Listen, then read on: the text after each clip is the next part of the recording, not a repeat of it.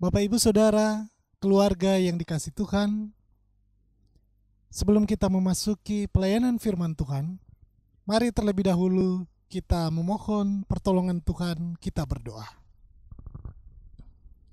Tuhan Yesus, Gembala kami yang baik, kami datang dengan ucapan syukur dan dengan kerinduan hati. Kami ingin mendengarkan sapaan firman-Mu. Firman yang menuntun, menguatkan, yang menegur, dan firman yang mengarahkan kami untuk hidup sesuai dengan kehendak-Mu. Kiranya Roh Kudus-Mu juga yang menolong agar supaya hamba-Mu bisa menyampaikan firman sesuai dengan kehendak-Mu. Berfirmanlah kepada kami ya Kristus, karena kami sudah siap untuk mendengarkan. Amin. Bagian Alkitab yang akan kita baca dari 1 Petrus 2 ayat 18 sampai dengan ayatnya yang ke-25. Saya akan bacakan bagi kita. Hai kamu, hamba-hamba, tunduklah dengan penuh ketakutan kepada Tuhanmu, bukan saja kepada yang baik dan peramah, tetapi juga kepada yang bengis. Sebab adalah kasih karunia jika seorang karena sadar akan kehendak Allah menanggung penderitaan yang tidak harus ia tanggung. Sebab dapatkah disebut pujian jika kamu menderita pukulan karena kamu berbuat dosa? Tetapi jika kamu berbuat baik dan karena itu kamu harus menderita, maka itu adalah kasih karunia pada Allah. Sebab untuk itulah kamu dipanggil, karena Kristus pun telah menderita untuk kamu dan telah meninggalkan teladan bagimu, supaya kamu mengikuti jejaknya. Ia tidak berbuat dosa dan tidak ada dalam mulutnya, dan tipu tidak ada dalam mulutnya. Ketika ia dicaci maki, ia tidak membalas dengan mencaci maki. Ketika ia menderita, ia tidak mengancam, tetapi ia menyerahkannya kepada Dia yang menghakimi dengan adil. Ia sendiri telah memikul dosa kita di dalam tubuhnya di kayu salib, supaya kita yang telah mati terhadap dosa hidup untuk kebenaran. Oleh bilur-bilurnya kamu telah sembuh.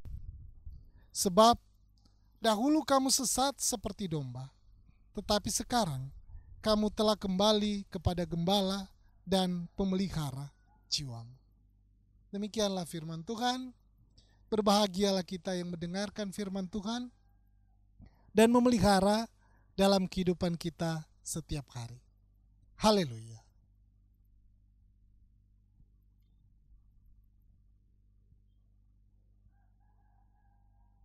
Saudara yang dikasihi oleh Tuhan kita Yesus Kristus, tadi kita telah membaca bagian dari Alkitab tentang penderitaan Kristus sebagai teladan kita. Kalau kita ditanya, siapa yang mau menjadi teladan tapi harus mengalami penderitaan terlebih dahulu? Saya yakin tidak ada di antara kita yang mau. Bagaimana jadinya kalau kita berbuat baik, tapi yang kita rasakan adalah penderitaan? Bukan hal yang biasa. Yang biasa kita tahu kalau kita berbuat baik, pasti hasilnya akan baik.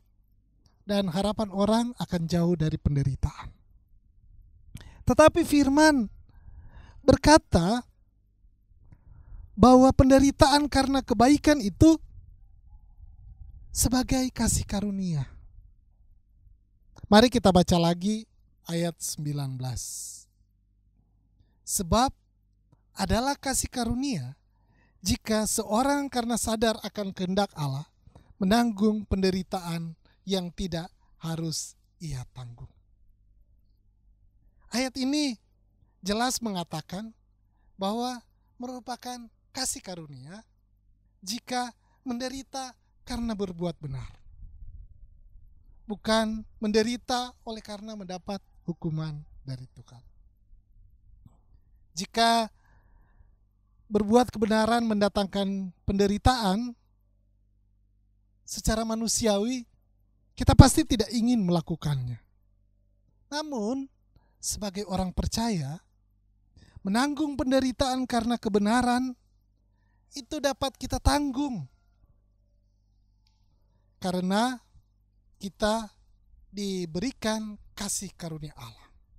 Walaupun tentu saja yang namanya penderitaan itu pasti tidak ada yang mengenakan.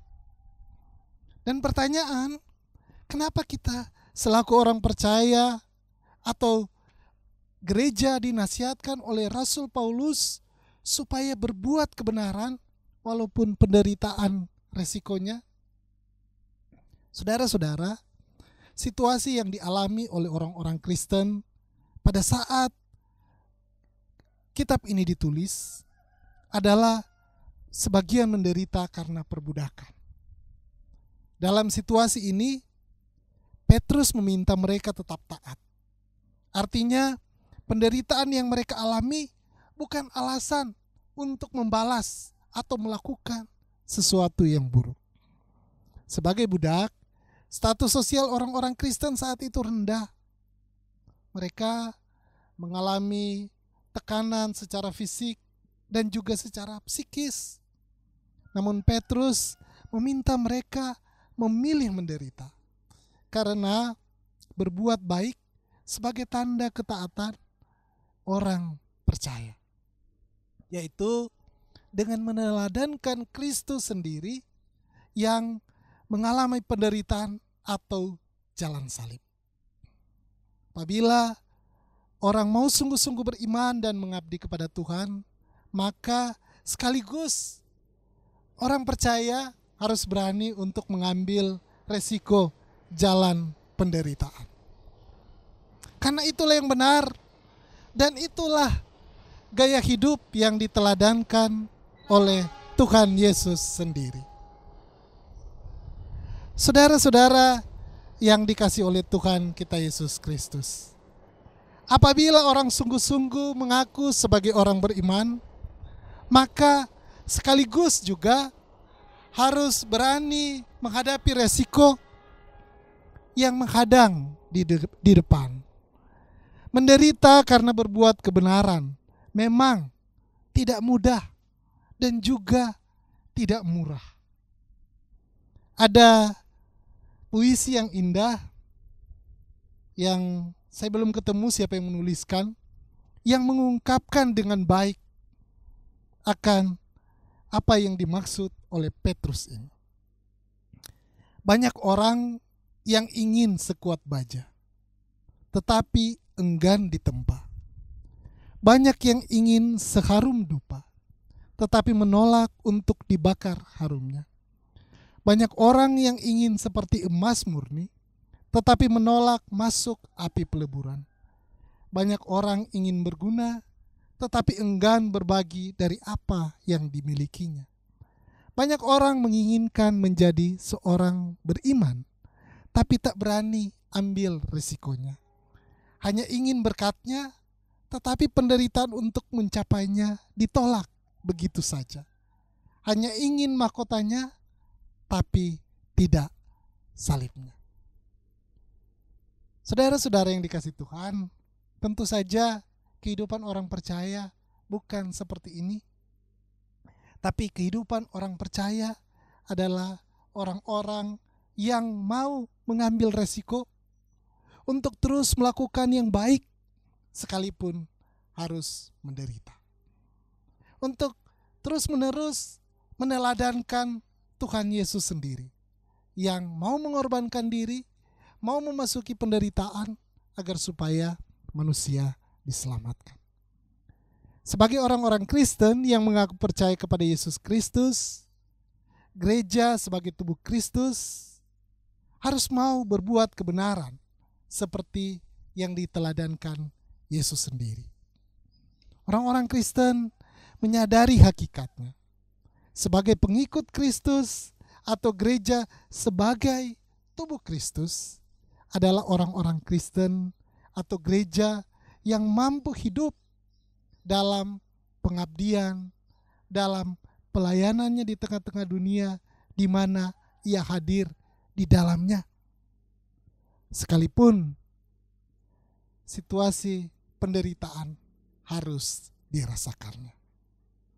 Orang-orang Kristen atau gereja yang tidak mau berbuat kebenaran karena takut menderita adalah orang-orang Kristen atau gereja yang tidak menyadari atau kehilangan panggilannya di tengah-tengah dunia di mana ia ditempatkan.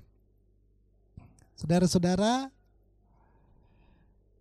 ada pertanyaan yang akan kita renungkan, bisa kita sharingkan bersama-sama di tengah-tengah anggota keluarga kita, ataupun itu juga bisa menjadi kekuatan bagi kita untuk terus melangkah sebagai orang percaya.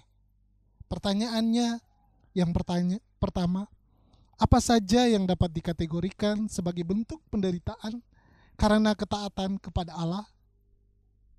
Dan pertanyaan yang kedua, bagaimana sikap saudara jika harus mengalami penderitaan karena ketidakadilan? Selamat berefleksi dan membagikan sharingnya. Tuhan memberkati kita. Amin.